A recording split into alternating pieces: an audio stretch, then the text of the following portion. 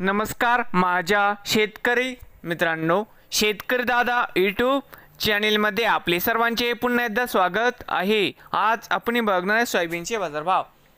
धाराशिव जिल्ह्यातील इडशी येथील आजचे सोयाबीन बाजारभाव म्हणजे दिनांक 5 मे 2025, आज वारे सोमवार। तर मित्रांनो, आजचे चालू खरेदी सोयाबीन बाजारभाव मित्रांनो, या ठिकाणी तुम्हाला सोयाबीनचे पेमेंट लगेच पाहिजे असेल, इडशीमध्ये आज सोयाबीनला 4320 रुपये क्विंटल इडशीमध्ये आज सोयाबीनला बाजारभाव मिळत आहे।